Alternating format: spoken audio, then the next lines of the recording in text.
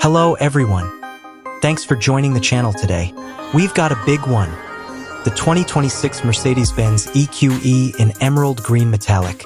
This is more than just an electric car. It's Mercedes entering deeper into the luxury EV arena, balancing performance, tech, luxury, and real-world usability. Over the next 10 minutes, I'll walk you through everything. Design and styling, interior tech and luxury, powertrain and ride experience, charging and range, pricing and market position in the US, competitor comparisons, pros and cons, and ultimately whether this car makes sense for you. So if you're interested in a luxury electric sedan, stick around, we're diving in. Let's start with the way the EQE presents itself. The emerald green metallic paint is a standout. It gives the car a presence that's more dynamic than standard black, white, or gray, yet still very refined. In daylight or in showroom lighting, you'll see how the color shifts subtly in the curves of the bodywork. From the front, you'll notice the clean Mercedes signature LED lighting and the absence of a large grille, since it's electric, but with styling cues that maintain luxury identity. The aerodynamic curves, the hood line, the smooth integration of details like flush door handles, all contribute to a strong first impression. The side profile is elegant and poised. The overall length of about 196.9 inches and a width, with mirrors, around 82.8 inches give it substantial road presence without being unwieldy for everyday driving. You'll also see that Mercedes has emphasized a low drag coefficient, 0.22, for the sedan, helping both efficiency and stability. At the rear, the taillights stretch wide. The bumper is clean, the diffuser is subtle but sporty. All in all, the styling nods to luxury rather than pure performance aggression. If you're doing B-roll, get wide shots of the body lines, reflection shots of the paint, and some detail shots of the wheels and LED lighting to really show what you mean when you say premium. Now let's move inside. If you open the door, you'll immediately feel the luxury brand positioning. Materials are high-grade soft-touch surfaces, premium leathers or alternatives, depending on trim, brushed metal or wood trim options, ambient lighting that flows elegantly. The tech element is critical here. The EQE is built around the latest MBUX system, Mercedes-Benz user experience, with a large central touchscreen, around 12.8 inches or similar, and a digital instrument cluster. The UI is sleek. You get connectivity features, voice control, and advanced driver assistance systems. It's not just about showing gadgets. It's about integrating them seamlessly into a luxury cabin feel. From a usability perspective, the EQE offers seating for 5, good front head and legroom, front headroom 40.1 in, legroom 41.7 in, and decent rear space, rear headroom 38.0 in, legroom 38.2 in typical sedan form. The trunk space is around 10.9 cubic feet for the sedan, not huge compared to some non-luxury EVs, but acceptable for the class. If you're filming, include B-roll of the dashboard, infotainment screens in operation, ambient lighting changes, seat adjustment animations, and some close-ups of quality finishes, stitching, controls, console. VoiceOver can highlight how the tech and luxury combine to deliver a refined experience rather than a purely sporty one. Performance in the EQE is interesting. Mercedes doesn't pitch this purely as a hardcore sports sedan, rather as a luxury EV with compelling performance. The standard rear-wheel drive EQE 320 Plus sedan version produces about 315 horsepower and 416 lb-ft of torque, with acceleration from 0 to 60 miles per hour around 5.8 seconds. If you step up to the all-wheel drive EQE 324 Matic version, you still get 315 horsepower but higher torque, 564 lb-ft. Battery around 90.5 kilowatt hours and estimated range drops to about 267 miles. What that means on the road. The quietness of EV operation, instant torque feel, smooth acceleration, and a ride tuned more for comfort than razor-sharp sportiness. If you're used to Mercedes luxury rides, this continues that tradition. Handling is solid, but many reviewers note it doesn't quite match the driver-focused feel of some EV rivals. For example, the BMW i5 or Lucid Air.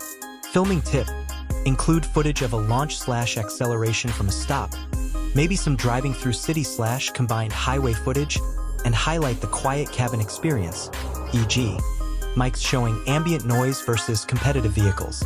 Use voiceover to describe the ride feel, torque delivery, steering response, and road feedback. One of the central metrics for an EV purchase is range and charging.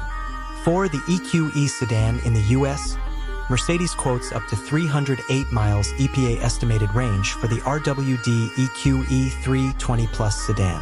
For the 4MATIC version, the quoted range drops to about 267 miles. Charging. On AC, Level 2, home or public charging, you'll see around 9.6 kilowatts acceptance, which means full charge overnight with a 240V32A circuit. Example, 0 to 100% in about 11.5 hours for the RWD sedan. On DC fast charging, the EQE is capable of up to 170 kW maximum, depending on state of charge and charger availability, which means adding meaningful range in perhaps 30 minutes from 10% to 80%. In practical terms, if you have a robust infrastructure, home charger plus access to public fast chargers, the EQE becomes very usable for everyday commute, longer weekend trips, and highway driving. It's less about record-shattering range and more about delivering reliable luxury EV experience. For filming, you might include shots of plugging in at home, connecting at a public fast charger, display of the charging screen, and range graphs. Also mention practical energy cost comparisons. Running cost versus gasoline, the simplicity of EV driving, one-pedal modes, regenerative braking, and how that fits into luxury ownership expectations. Let's talk numbers. In the US, the 2026 EQE sedan launches at a starting MSRP around $66,100 for the entry version. Because Mercedes cut pricing on its EQ lineup significantly for the 2026 model year, reportedly dropping the EQE sedan price from over $76,000 previously to $66,100 in reaction to market conditions. Higher trims and AMG performance versions push pricing into the high $80K to $90,000 plus range. For example, the AMG EQE sedan version lists at 617 HP and pricing accordingly higher. When you film this section, include graphics, MSRP comparison versus previous years, expected lease payments, total cost of ownership, charging versus gasoline, and highlight that luxury EVs often include higher upfront cost but lower running cost. Don't forget to mention incentives.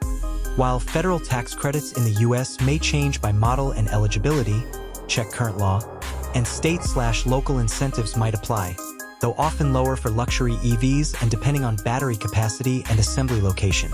Ownership cost nuance. Insurance, maintenance, EV has fewer moving parts but premium materials, potential battery warranty, depreciation, and resale value, all of which factor into the long-term decision. This section is about how the EQE stacks up against other luxury EVs. If you look at peers like the BMW i5, the Lucid Air, or the Tesla Model 3/Model S in some trims, each brings different strengths. For example, BMW i5 might emphasize sharper handling and more dynamic driving feel. Lucid Air emphasizes outright range. Tesla emphasizes charging network and software ecosystem. The EQE positions itself slightly differently, emphasizing Mercedes build quality, brand prestige, luxury cabin refinements, and a balance of range/performance rather than maximum. Reviewers note that while the EQE is comfortable and refined, it doesn't match the sporty edge of some rivals or the ultimate range of some others. In the luxury EV segment, brand identity and ownership experience matter a lot. Dealerships, service network, brand reliability, materials. So the EQE might appeal more to buyers who value that Mercedes experience rather than purely chasing EV stats. When filming, you could include side-by-side comparison graphics or talk through a few specific rival models, their numbers, and what trade-offs a buyer might make. Let's get realistic about owning this car in the US market. Charging infrastructure. If you live in a region with good access to fast chargers, you'll benefit. If your home charger installation is difficult or public fast charging is sparse, the convenience advantage shrinks. Resale value. Because Mercedes has made significant price cuts for the EQ lineup and announced production strategy shifts, including a US production pause for the EQE after September 1st, 2025. This may influence future resale value or model longevity. Service and maintenance.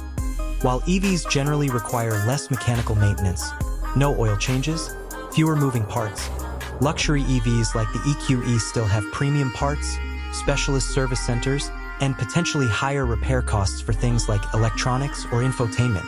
Depreciation and tech risk. EV technology is evolving rapidly. Battery improvements, charging speed advances, and new competitor models can impact older generation models' value. So buying early may involve risk if you're sensitive to resale value. Fit for purpose. If your daily commute is moderate, you have charging access, and you value luxury ride quality over maximum sportiness or sheer range, the EQE might be a strong fit. If you do long cross-country trips frequently through remote areas, you may want to compare how charging network, range, and support align for you.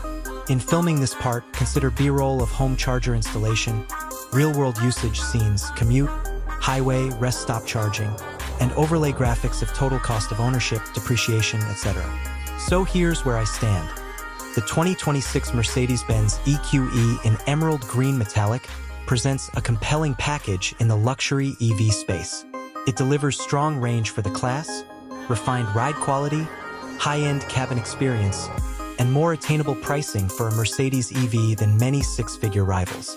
If I were to summarize, go for it if you value brand prestige, luxury comfort, modern tech, and have reliable charging infrastructure. Approach with caution if your priorities are maximal range, ultra-fast charging in remote places, or you're highly concerned about future resale value and rapid depreciation in the EV segment. In short, yes, the EQE deserves serious consideration. It isn't perfect for every buyer, but for many luxury EV shoppers, it checks a lot of boxes. Thanks for watching, and if you found this breakdown helpful, don't forget to like, subscribe, and hit the bell for future deep dives. I'll see you next time. In the description below, you'll find links to the official Mercedes-Benz US website for the EQE, recent articles on EQE market changes, and comparison guides with competitors. Drop your questions in the comments. What part of the EQE are you most curious about? Performance? Interior tech? Charging infrastructure? I'll be reading your responses and making future videos accordingly. Until next time, drive safe and stay curious.